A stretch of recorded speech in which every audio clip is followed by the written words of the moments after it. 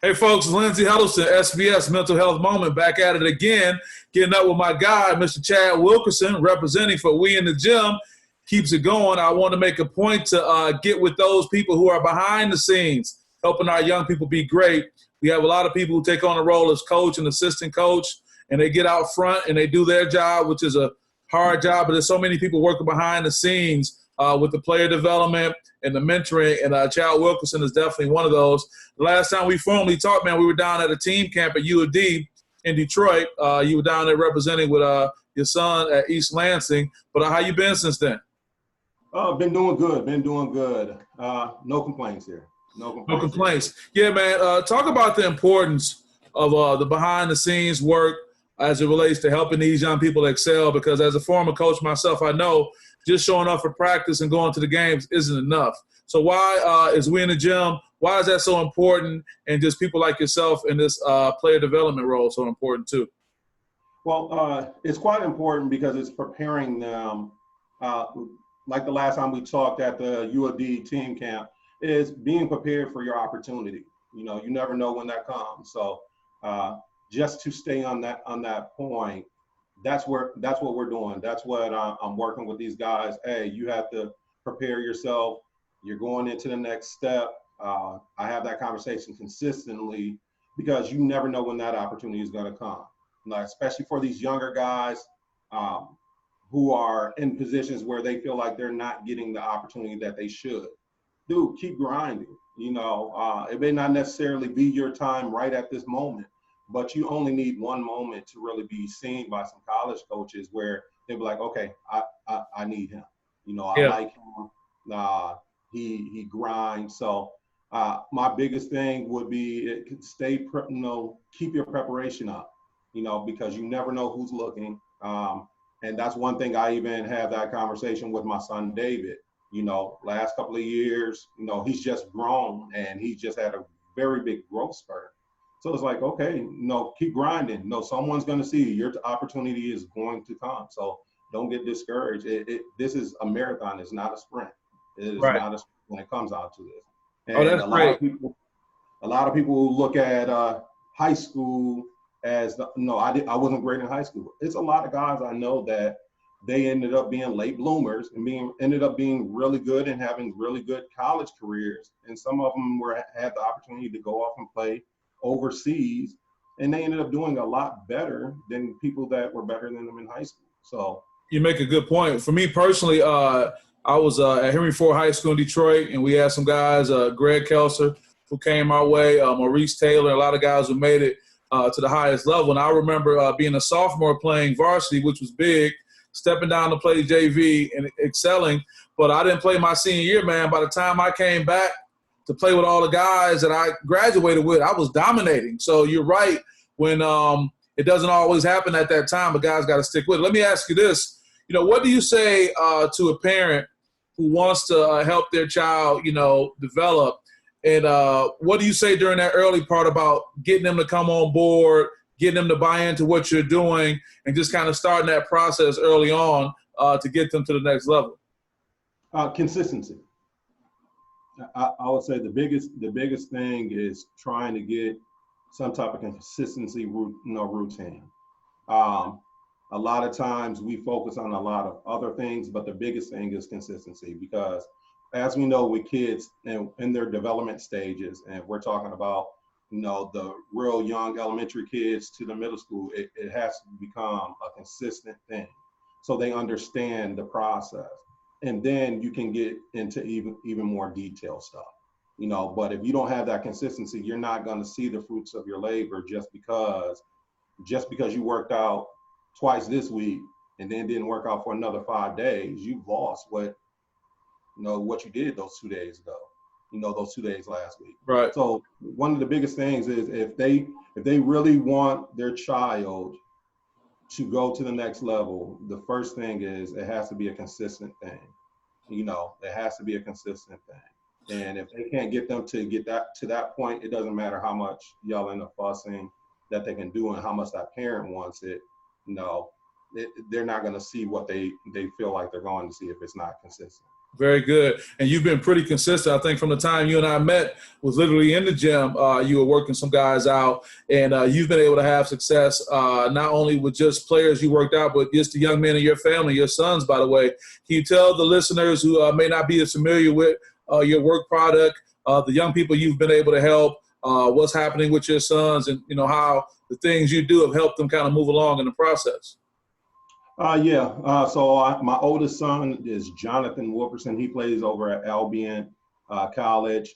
My other son is David Wilkerson. He's on varsity, been on varsity since his sophomore year over at East Lansing High School. He played, JV his freshman year at DeWitt. So those guys, even with my sons, and I'm very tough on them, and I think they appreciate it more now that they're older. I remember my oldest saying, "Dad, you used to really get us up at 5 a.m. and we were like 8 years old." It's like we were really up at 5 going into the Y and shooting. He was like, "I understand it now." Me being a college player, he said this year going into Albion, he wanted to play, but he didn't understand how serious some of those guys take it. And, they treat it as they're pros. He said, me going in there and seeing that, I wasn't so far out of my depth because I was used to it. Wow. I mean, that's major, because what happens so many times is you find yourself struggling with these young people to get them to buy in. You find yourself trying to get them to buy in, but then to hear them kind of get it must be a good feeling. Helping all those young people is important. So what have you been doing during this pandemic where we haven't been able to get in the gym like we want to? How have you been kind of staying on top of things, and what have you been recommending people to do? Sharpening up their fundamentals. So I've been doing some Zoom classes with my guys, with some of my younger players, as well as my guys like Javel Lewis, who's coming out of Mid-Michigan, just had a great year, just focusing on the things that can make him an effective player right now. Right. That's one of the biggest things. I think that's something that everyone kind of needs to pay attention to. But during this time where we've been limited, just be like, okay, what are the things we can work on with the space that you're using? You can go outside if you really want to, if you have a garage or if you have a basement. What things can you work on that is going to help with your game right now? Right. So for him, it's always, ball handling, hands and feet, good hands, good feet, will take you a long way. So it's just been a lot of ball handling. And then the other thing with some of my older players is watching some of their game film, understanding, during their season, what did they go through, and pick that part, pick those things apart. Because even though we can do a lot of stuff physically, you still have to increase your basketball IQ. Right. So understanding the game, and I think that's very key for playing at the next level. Understanding what defenses are doing, understanding coaching styles, like understanding your game. A lot of people don't watch themselves, and you'll find out, like, man, I really did that. That was wide open. And now you're. Why do you think people don't want to watch themselves? Because they don't want to see the mistakes. Yeah. They don't want to see the mistakes. It's easy to say, well, coach took me out because he don't like me. But then when you sit down and watch what was going on in the game and what you missed, and it can be something just simply as you rotated too late. Or simply you missed a key, a guy wide open because you were thinking about doing something else. Mm-hmm. That film time is critical for guys that are older, especially in high school and in college. You have to get to a point where you are a student and you're watching film just as much as you're working out. Wow, that's good advice. I really like that. Of course, from the NBA level, they're talking about starting things up again. And you heard so many talking heads say that you want to give these guys some time to get back in NBA shape. But bringing it down to the collegiate level and the high school level, you heard Mark Ewell, executive director of Michigan High School Athletic Association, talk about needing some time to get back right. What do you suggest to individuals that they need to be doing if there's a season or when the seasons get going to get themselves back in game shape? You should be already, to me, and this is just me, you shouldn't be out of game shape. Okay. Like, for me, I look at it in the aspect when this whole thing started, it was coming right out of the basketball season. So you should have been in probably at the top part of your shape, when we ran into this pandemic in March. So if you are really one of my buddies made the posting, he said, during this time of this pandemic, you'll really find out who are the true athletes and who really won. Because now you don't have your coach, calling you every time, hey, come up here, we at the gym. Hey, come do this. You're simply at home and you have the opportunity to just do the small things that will help you stay in shape. If it's getting your push-ups in, doing, your footwork, like going on a run around the block. It was March. You could have threw some sweats on and ran, 2 to 3 miles. Those are things that you could have done to keep yourself in shape. Because you're right, man. Because if it was March, you should have been trying to get in shape going into the playoffs. You should have been ready. Yeah, and for the high school students, you'd have been in AAU season. So it's not like April, May would have been your off season. You'd have been in the prime of AAU. So, to me, it will show who really wants it. It will show who really wants it. I made a posting. Guy by the name of Plies, had said something, and I was like, "What Plies say? What Plies say?" He said, some of my young followers probably won't follow me after this. If your parents or your coaches have to tell you to get up to go do a workout, if they have to micromanage you to do, you're not ready to be an athlete. The Plies, the rapper, said that. Plies, the rapper, said that. He said, you're not ready to be an athlete, especially if you're in high school and you're a teenager, you're not ready to be an athlete. Shout out to Trayshawn Adams. I was just on with him, and he said he was doing a 5 a.m. workouts, but he wasn't calling the guys. He said, y'all got to call me. Yep. I'm not calling you. I ain't chasing you around. I'm not hoping you get up. I'm not waiting for you outside. And I think that's an excellent approach that kind of puts the onus back on the guys. What I like to say with my work in sports psychology consulting, I'm looking for a party of the willing. You got to be willing. Yep. Because I feel what I have is going to help you. I like that. Let's talk about a few more things before we let you get out of here, man. We talked about The Last Dance. What's your take on that? I think the more that we've been able to let time play, now there's kind of being some pushback about The Last Dance and saying that it was Michael's autobiography and he was kind of like creating his own legacy. But I'm just throwing that out there. But what was your take on it? The Last Dance, I went into it with the perspective that it was going to be more from Michael Jordan's perspective. Like that he was the key point of it. I don't think it was necessarily so much focused on the team than it was to talk about the greatness of Michael Jordan, because we have this big debate that always continues happening on who is the greatest, and we look at the guys now, the kids now, they never had a chance to watch Michael Jordan. Right. And they weren't really playing classic games, so they didn't get that feel. So, Chad, do you know so many guys thought, let me interrupt, so many guys thought that MJ was a one and done. They assumed, he must have been one.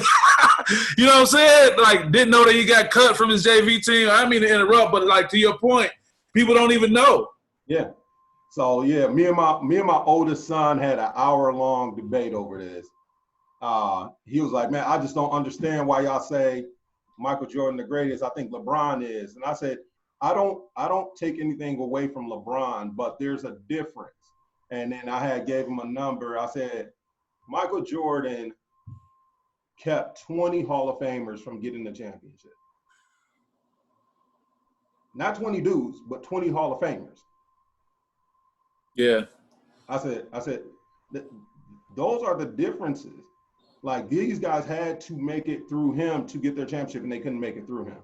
Yeah, I said, and I love LeBron. in those 6 championships, he won every finals he was in. I mean, I can't hold on. Here's my question for the sake of debate, and it's always unfortunate how the late great Kobe Bryant kind of gets lost in the middle.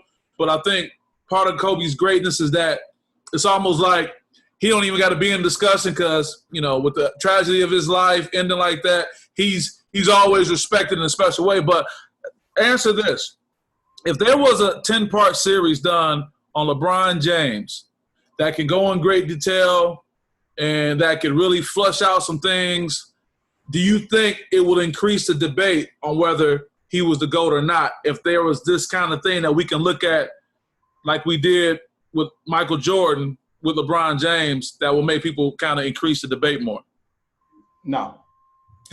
He say no way. He say no bet. I will say this. I think LeBron is probably one of the best athletes we will ever see, all around, as a person, as a player. Like, he has described what we want to see in an athlete when it comes down to it. Now, if we're talking about as an overall person, I will say LeBron is the GOAT as an overall person, like athlete person, like what he does. I like that. I like that. If we're talking about pure basketball, just pure basketball, you got to give it to Mike, man, based on what he was able to push guys through. As much as people say, he was a butthole, they also said he made me play better. Like, yeah, I didn't like him at the time, and I like these rings I'm wearing. Yeah, and I think I kind of relate to that because a lot of my kids. So my class of 19, I had almost 30 kids graduate. A lot of them are playing either college football or college basketball. I think I have almost 20 of them that are playing. Congratulations, man. Job well done. So talking to them, they're like, man, there were some days I hated you. There were some days like you just ran us, we kids, but you running us. He was like, everything that you did, as hard as you were on us, translated over. Like any other coach, I could deal with it. Any other workout was fine because I was already used to it. Right. Again, you might not like me. They didn't like Mike, but they sure appreciated on what he was doing. Like, they didn't get pushed like that. And the thing is about Mike is he never asked them to do anything he wasn't willing to do. That's true. We always, I think it's human nature, we tend to not enjoy the tough times as they make us better, So with the time that we have, man, let's talk about, what's making us having to talk via Zoom instead of face-to-face like we have in the past because of the COVID-19. And, of course, we got all these other things happening in the world, man, that's having a major impact on our lives and our mental health. What positive message can you leave us with, Chad, that can just be inspiring for the young athletes that you work with or anyone who may be listening to this message? I would say this. Take a moment. And I would say this is my personal thing that I got on everything that's coming, especially this COVID. In our world, we're always on the move. I say we live in a microwave world, like where we want instant gratification. This is a time for us to slow down and understand the things that we do have in our lives and understand the things that we don't, and be able to learn from it. One of the biggest things I look at that is our relationship as parents, as coaches, as husbands, as fathers, as uncles.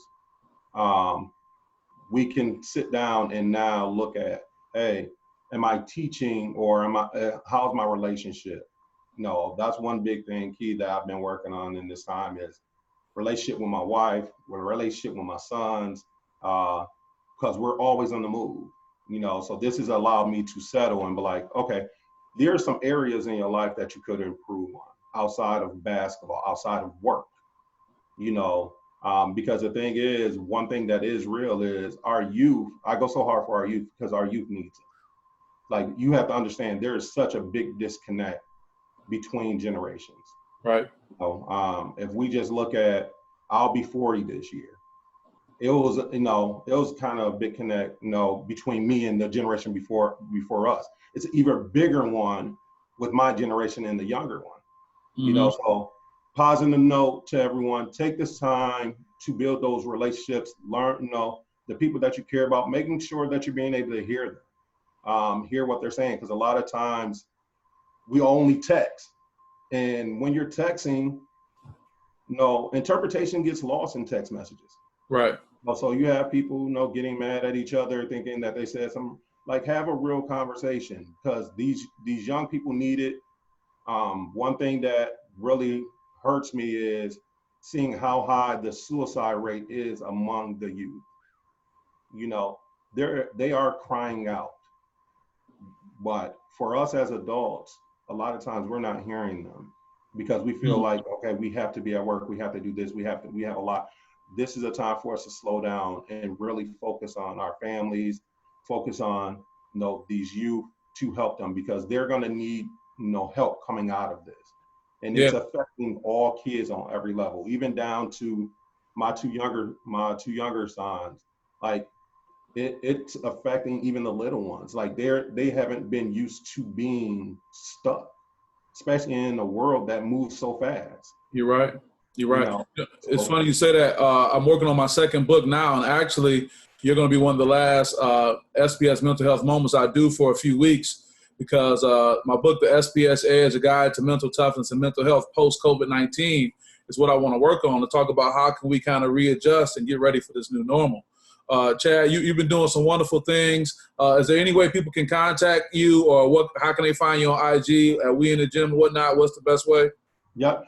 You can hit the page, We in the Gym, on IG, as well as on Twitter. And you can go to the website, weinthegymtraining.com. All my information, all my pages are public pages, so you can always contact me. You can either, hit me up via text, that's 517-703-3980. I'm always in the market to collab with other people. For me, this is a big thing about doing things for the city. We have some good things in place right now. There's a project I'm actually going to be reaching out to you about the parks. Okay. I've talked to a couple of council members, and I have a couple of meetings with some people with the city, that we have to understand, moving forward, the new normal is going to be different, and we have to be prepared for it. So definitely reach out, and I appreciate you having me on, man. You're doing a great job with what you do, man. Highlighting these kids, man. Thank you. Well, kids as well as people like yourself who are helping out. So with that, we got Mr. Chad Wilkerson representing We in the Gym. Good brother all the way around. Reach out to him. Let him be a resource to you. And I look forward to the chance we can get together again after this, okay? All right, brother. All right, I'll see you. Thank you. Thank you.